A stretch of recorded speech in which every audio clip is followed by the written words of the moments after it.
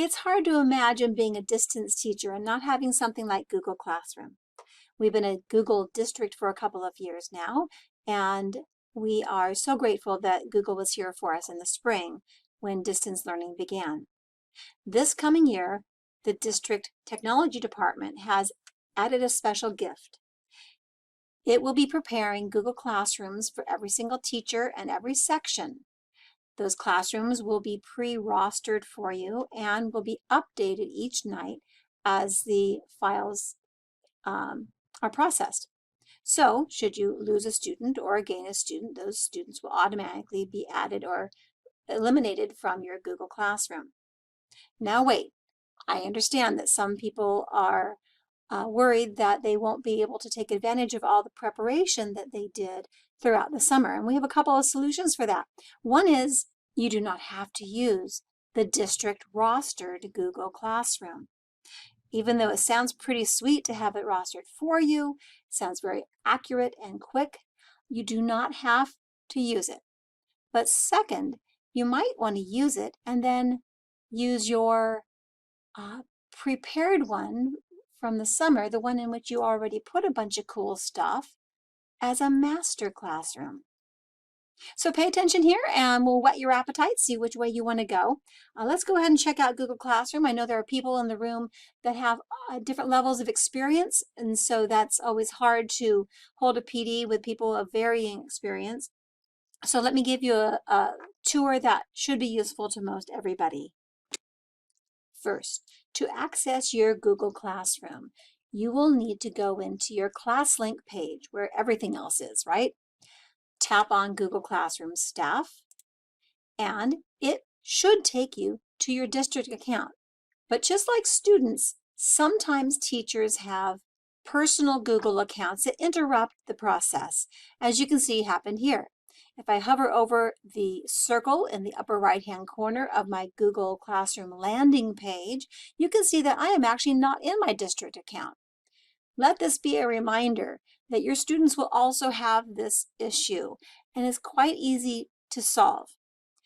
I have already logged into my district account at some point on this computer, so if I click on this circle, I can simply go down and choose my district account, and it will take me to my district Google Classroom page. If I had not on this computer ever signed into my district Google account, I can add another account. There's a short video that illuminates this more clearly, and you can share this with parents and students, but I just thought I'd go ahead and point that out to you. When it opens, when my Google Classroom district account opens, and again, I'm going to hover. Yes, that is my district account. That is my image or my initial, and I do recognize these classrooms. When I open it next, I may notice that there is a Google Classroom sitting there with just my last name. It may say 0 students, or it may say the number of students that are rostered to me, just depending on when the district rostered classrooms are prepared and sent, and depending on when you've looked at it last. So I'm going to pretend like this is my district rostered class and I have students in it. I'm going to go ahead and tap on it, and that opens my Google Classroom that I can go through and adjust settings and start preparing classwork and messages.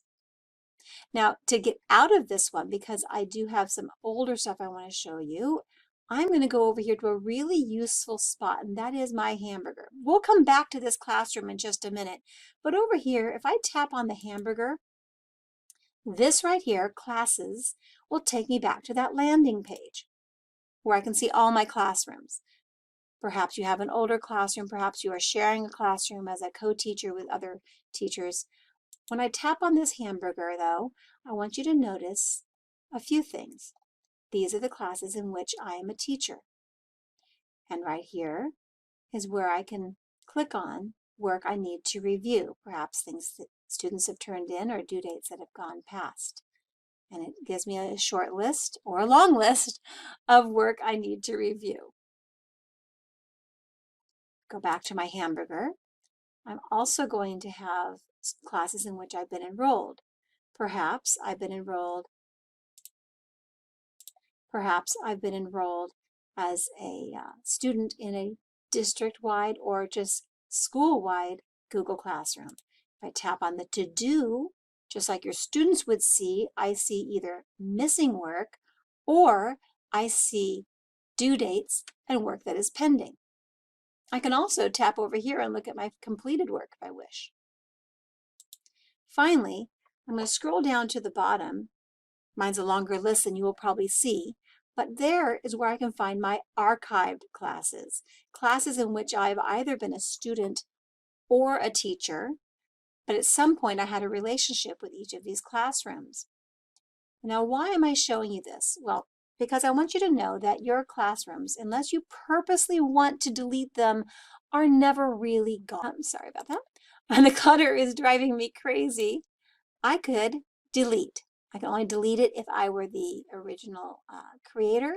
And I honestly never delete or rarely delete classrooms because I want to have access to these. Any assignments in these I can reuse. So back to my landing page by tapping on classes. I see all the classes that are in my name in which I'm either a student or a teacher. This is a district rostered version. And you might ask yourself, Kim, how many Google Classrooms can we have? Well, I see no reason to have a whole bunch unless, gosh, I can't think of a good reason to have a whole bunch of them, but it is unlimited. You can have an unlimited number of Google Classrooms. If I tap on this plus sign and I want to create one, I can create one any day of the week. Perhaps I have a leadership class, or perhaps I want to do something with my colleagues. So I can make, maybe it's a club, not a class. It does not have to be a roster class. I can make as many Google Classrooms as I want. I mention this not just because of clubs and organizations that you might want to work with Google Classrooms, but also because many teachers have asked if they can see things as a student would see them. I know we like to know exactly what our students are going to see before we post something. I understand that. In one of our resources, we have filmed a whole bunch of assignments and how they look to students. But if you wish to make a Google Classroom in which you and your colleagues can be students for each other or teachers for each other so that you can have that student-teacher view, then you may create a Google Classroom in which you just play. Call it your play space or practice space. There's no limit to the number of Google Classrooms you can have. You just name it, and the other 3 lines are optional. So let's dive into our Google Classroom that has been district rostered, and we'll talk a little bit more about other options in a little while. I'm going to move this one out of the way. There we go. I'm tapping on James. All right, well, welcome to a blank, brand new, fresh Google Classroom. The first thing I would do before I start using this with students is make a couple of adjustments. The first adjustment I like to make is over here in the gear. Now, you know you're in a teacher's Google Class. You know you're a teacher in this classroom because there are 1, 2, 3, 4 pages and that gear is there. If you were in a Google Classroom as a student, you would not see grades and you would not see the gear. Every time you land in a Google Classroom, you start off at the stream. This is where everything gets posted, kind of like your main home page. And this is where you get to make announcements and where some classwork notifications will show up. There's a little reminder here for assignments that are coming. This is a pretty important page. And so I hate to see this page get too cluttered. One way to avoid that is to come over here to the gear and immediately set the ability for students to have anything to do with that stream page. Just set it to a limited amount. Right now it's set for, by default, all students can post and comment on that first main page called the stream page. And I recommend, since we're just now meeting these students and we haven't really established norms and protocols and haven't had a conversation about digital citizenship and behavior online, I would tap this little arrow and change it to only teachers Just for starters, you can come back and change this whenever you want. But if I tap only teachers can post or comment, that means after I click save, that on that stream page right here, I'm the only one with this comment, share something with your class. I'm the one who can post welcome, and I'm the one who can, I'm the only one who can say anything else. See where it says add class comment? Well, that is not something my students will actually be able to do. I'm the only one who can add a class comment. What else do we do right away? Well, I'm going to go back to the gear. There's not a ton of settings in Google Classroom, but what's here is pretty thoughtful. As you know, I said that the district is rostering your classes for you, so you shouldn't need the class code. But what if you decided to make that leadership club classroom and you need to get those kids into that classroom? There are a couple of different ways to get students into Google Classrooms. So if you had the leadership club, for example, then you might want to share with those students a join code. Class code or join code can be reset. This one right here with the cues, my dyslexic kids might not appreciate that. If I want to reset that, I can do that. And I can reset it till the cows come home. This one's not bad though. I'm going to keep it right there. We talked about adjusting the ability of students to converse on the stream, but if this were the leadership club, I might want students can comment. I want them to be able to respond to ideas. And if I have mature students who have learned the rhythm of the classroom or what's appropriate and inappropriate, I can change it to students can actually initiate posts and they can comment on all posts. Also in this area, like I said, there's not much, but there's a few things. Classwork on the stream. Classwork will show up on that first page in a condensed version. I think that's I cannot imagine a good reason to show deleted items, so it's toggled off, and I would leave that toggled off. Guardian summaries. Teachers often have questions about what that means. I have Guardian summaries in my account toggled on. That does not mean that my parents, or the parents of my students rather, are getting a summary. What that means is if I choose for a particular student to if a particular student needs to have summaries sent to his guardians on a regular basis, I can invite the guardians to opt in for that. I'll give you a quick example. In this Google Classroom, I have invite guardians turned on. Of course, these are adults, so I'm not going to be inviting their guardians. And in order to invite a guardian, I simply tap on that and enter the email for the guardian. So this is not going to pick up the parent email from Aries, and the invitations need to be typed in one at a time. And when the guardian is listed right here, those guardians receive an email. That email offers them the option of having either daily or weekly summaries sent to them. This is a sample summary, and it includes the date and student work and class activity. So this is one way to help parents stay on top of what their students are doing. But parents do not get an invitation to enter the Google Classroom. The only people allowed in a district Google Classroom are district teachers and district students. Back to our classroom, and over here to settings, one more last thing. After that, we have the very popular Meet link. When you have a brand new classroom, you have to generate the Meet link right away, or not right away, but you need to generate the Meet link. The Meet link will allow your students to enter your Google Meets, your virtual meetings, in a secure manner. We'll talk a little bit more about this when we do our Google Meet portion of today's training. You can see that there's a toggle for visible to students. So if I don't need that visible to students right now, I can turn that off.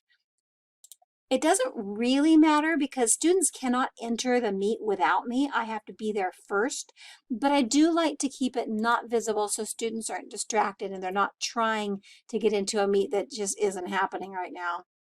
Last but not least, down here, the grading area. Not a big fan of the gradebook portion of Google Classroom. So I'll let you experiment with that if you want to, but that's not part of today's training. I'm going to go ahead and click Save at the upper right-hand side. Anytime I see a save button, I click it, but more and more these days, nothing needs to be saved. We're just going to show you the nuts and bolts of things that are really necessary to understand and use in a Google Classroom. So I'm not going to talk about how to make this cuter and put emojis in it or anything like that. I am here on our stream page where I am the only one with the power, and I am going to go ahead and show you how to post an announcement. The reason why this portion of our presentation is really important is this button right here and these two right here. But bear with me and I'll. All right, so this message is a welcome message. It could be anything. It could be a message about an often asked question like what do we do about our books, or when are things due, all kinds of, you can put anything in here. If it doesn't have a deadline, a due date, then it is very likely an announcement or a material. Don't post materials here. Announcements go here, materials go on our classwork page. So if I want to send this to my whole class, well, here's the name of the class, and all my students will see this message. However, if I want this message, whatever this message is, to only go to a few of my students, I can tap on this and I'll have a list of all my students, and I may uncheck all students and then check the names of those who do need to get that. So perhaps I have an ELD reminder, or maybe I have something going on for my GATE students, or for whatever reason, I can make announcements in here to just some of the students. Over here, if I have more than one classroom, and most of you will not have more than one classroom, but some of our distance teachers who are doing this for the entire year will have more than one classroom, I can choose which classrooms get this announcement. For most of you, that's not going to be a concern, and we already discussed this with the year-long distance teachers. No, the next most important thing for you to note is this right here, the add button. The add button allows you to take this simple little message and make it super powerful, because you can attach things from your Google Drive. You can attach a link to a website or to a document or to a video. You can add something from your hard drive, and you can add a YouTube URL right here. So anything you want to add to your message to call attention to it can be added here. Perhaps you have a happy birthday to so-and-so, and you have a little YouTube video that shows somebody dancing, and what a cool idea that would be. Maybe you have a project coming up and you want to show them samples of that, so you've got some samples on your hard drive. Maybe you are going to be studying the gold rush and you've got a link to a couple of sites that you want to whet their appetite. Not an assignment, not a material, but those are announcements, and you can link anything to them. If I tap on Google Drive, it's going to open up a few options. Normally it picks up the things I did most recently, assuming that I'm preparing documents or videos or forms or whatever for things I'm doing shortly. And so I can pull something off of that, but I can also pull from anywhere in my Google Drive. If I want to attach something from my Google Drive, I just tap on My Drive. If it's something I share with other teachers and you know how to use a shared drive, then I can tap on that and choose which shared drive I'm pulling from and share with my students that way. And if you've learned how to star things in your Google Drive, that's a great way to find something right away. And just go back to recent, and I will attach this picture of Mount Rushmore and insert that. If I want to include a link, look at that. I know how to find a link. I know how to go to a website and pull the link URL out of the bar at the top. Click it so it's highlighted. Control-C copies it. Control-V pastes it right here, and then add the link. I know if I tap this and go to File, it will open that same box, but this time I'm going to upload from my computer. Upload means to take from your hard drive and put it on your internet experience. And so here again, we have a whole bunch of cool things. I'm just going to go ahead and tap on another image, and now that image is going to be attached to my announcement. And last but not least, remember YouTube. I know that we want to have some asynchronous things going on, but this is not going to be a material. Remember, I was saying you're not going to put materials up here. You're just going to put announcements and things that have to do with the announcements, but I can include the URL for a well-vetted YouTube video here. Again, not doing that right this minute. When I'm ready to post this announcement, I can come over here and tap on this arrow to make sure that all options have been considered. I could just save it as a draft and finish it up later. Maybe there are more things I wanted to say. I could schedule it specifically for a certain day and time, and then have that announcement show up on that day at that time. Or, of course, I can just post it, which is what I'll do right now. Now, I spent a kind of inordinate amount of time on how to make an announcement when we don't have all day to talk about Google Classroom. You guys have a lot of things to do today, but the reason I did is because of those few buttons that make everything so powerful. And I'm going to now go into Classwork, which is, well, pretty important. So right here under Classwork, there's a Create button. And when I go through here, I can see there's several things. Let me explain really quickly. I'm going to start from the bottom and move up. Topic. A topic is an area, a section, a storage space. I'm going to show you a sample of that in a minute. You can create whatever topics you want to, but they don't actually have to be topics, also known as subjects. Topics help you organize your work and create virtual zones. I like to consider topics to be like file cabinet drawers. When I had file cabinets back in the day, I had a drawer full of art, and I had another drawer for social studies, and another drawer for writing, and another drawer for math. And so a topic is like a drawer. Let me show you a quick sample. In this Google Classroom, digital citizenship is a topic. Attendance is a topic. Math is a topic. So each of these are topics. Over here, they're all listed. And if I need to move them, or if I want to move them, I can just drag and drop them into a different sequence, whatever makes most sense. Perhaps it makes more sense to have my core curriculum near the top. Maybe it makes more sense to have attendance at the top. It's completely up to you, but whatever you see here, however you have organized your classwork page with topics is how your students see it as well. You'll notice I have little emojis here. I'm going to show you how to do that really quickly. I know it's not the most important thing, but I also know it's kind of distracting if you don't know how to do that. So I'm going to create a topic. I'm going to call that topic. Let's see. I don't really need a topic called lunch, but just this is just a quick demo.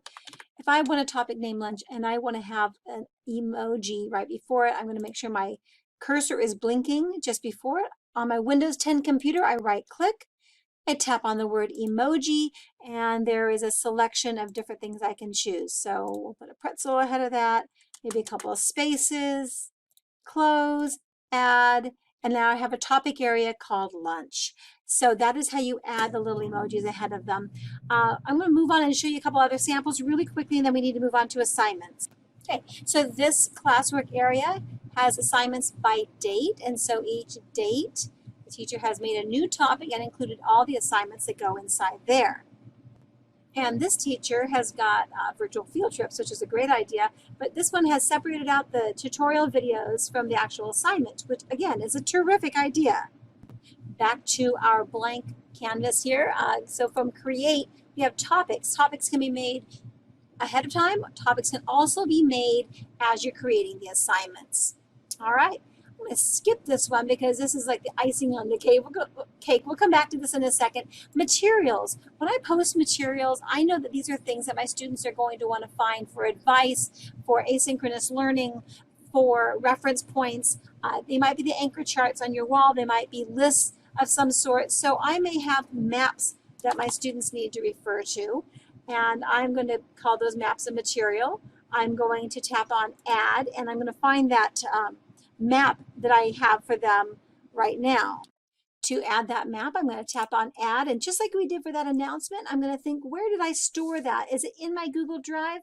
No, I think it's actually on my desktop. So if I tap on File, Upload, browse around my computer and I can go to my desktop and find that blank California map and attach it as a material for my class. Again, materials don't have a due date. They're resources. They're things that kids will want to look at over and over again. So if I go over here to post it, before I post it, I want to make sure, is this for my whole class? Yes. Is it for all my students? Yes. Again, I can change that if I need to, but right now that's what this is.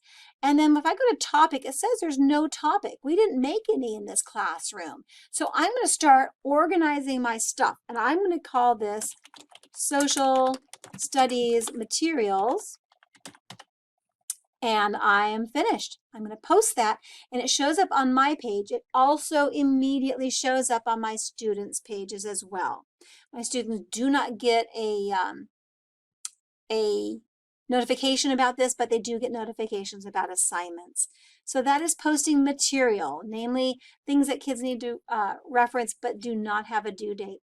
So as the next 4 are all assignments, these 4 will all have due dates and they will all require a student response. This one right here is very simple but super powerful. It's a single question.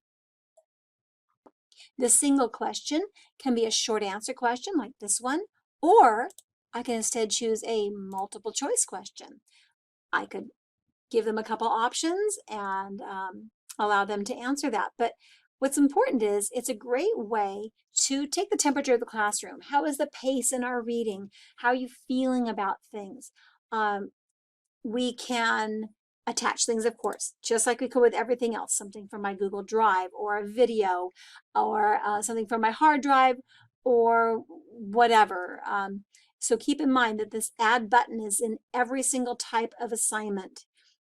This single question assignment shows up in a column to the right, or rather the student's response shows up in a column to the right. So sometimes in the instructions I will write down, look to the right and type your answer. Over here on the right column for posting it though, I'm going to make sure it's all my students in my one classroom. I can have it with points or ungraded, or I can modify the number of points. Again, it's an assignment, so we're going to give this a due date. We can give it a due time, which is kind of a pro trick. I don't like when all my students' work shows up really late at night and I can't get any grading done. So I'm going to make it due at 4 o'clock so that I can do some grading later. And again, I don't have a topic in which I want to store this. So why don't I create a topic? And this topic is a reflections. Now, last thing before I post this or ask the question is, do I want students to see each other's answers? And I'm going to say no right now. I'm going to, I don't know these students well enough to know how they're going to respond.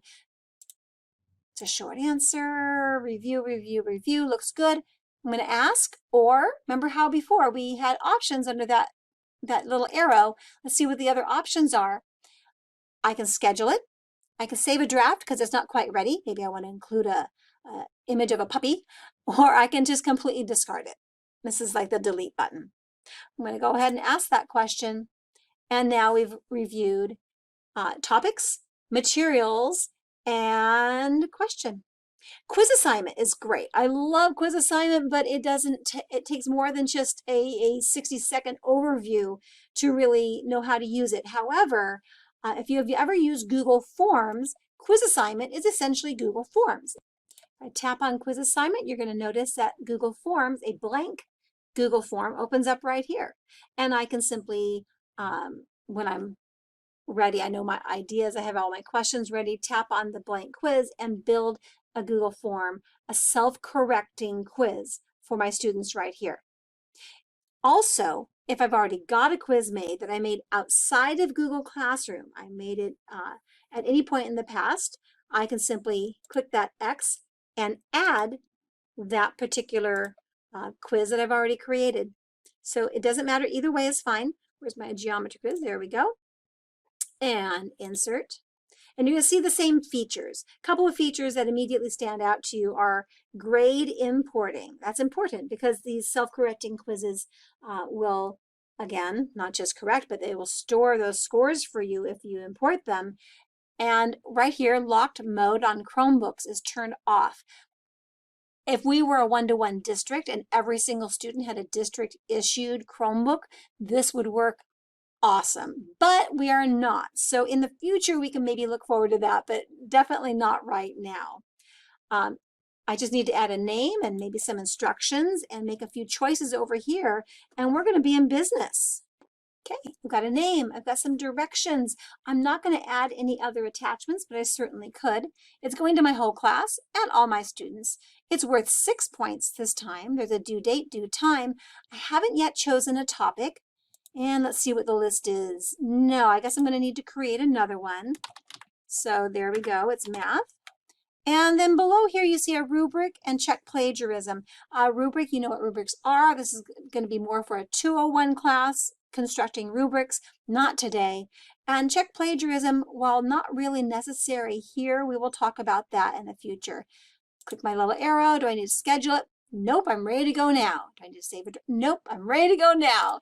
And let's assign that to all my students. All right, back to that classwork page, guys. Let's check out what the next assignment is. Going from bottom to top, we skip past reuse post because it's the best. And I'm going to click on Cami assignment. Cami assignment is only going to appear if you have logged into your Cami account. Please watch the videos and the resources that we have at the very end of the series that you watched today to find more information about Cami. We're glad to have it for the entire year. Pro accounts for everybody. If I'm a teacher with a Cami account that's been logged in, then I'm going to choose my classroom. All my students will be in that classroom. I will give it a title, I'll give it instructions, and basically I'm going to provide my students with something on which they are going to annotate. That is what Cami is for. And so to find that document on which my students can annotate, I'm going to go directly into my collection of PDFs, which Cami gives me a choice of. I'm going to tap on this folder where I will see a whole bunch of various documents that my kids can annotate on top of. And what's nice about Cami assignments, in addition to being purposely built for annotation, is that it'll automatically make a copy for each one of my students. So my students are not drawing or annotating on the same digital document, but they will each get their own digital document on which they may draw or add text or highlight. Many other things as well. Find a topic for it. This is going to be a math assignment. So my topic is chosen. I don't choose send Cami instructions to students because I think our instructions at the district level are a little more short and clear. All I'm going to do now is assign. Oops, I didn't give it a title. How come nobody told me? Okay, now there's a name and instructions and assign. Once this is posted, we're going to go back to the first in the list of assignments in Google Classroom, and that is just assignment.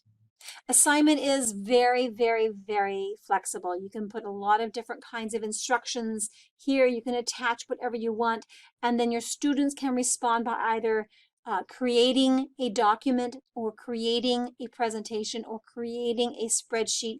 Students can respond by attaching files that are images that they perhaps took with their phone. Students can attach videos. This is very flexible. While all the others were purpose-built for certain kinds of content, this is going to be your most flexible tool and probably the one you use most often. So if I want my students to do a writing assignment, I want them to write a letter to themselves 5 years in the future, this is how I would assign it.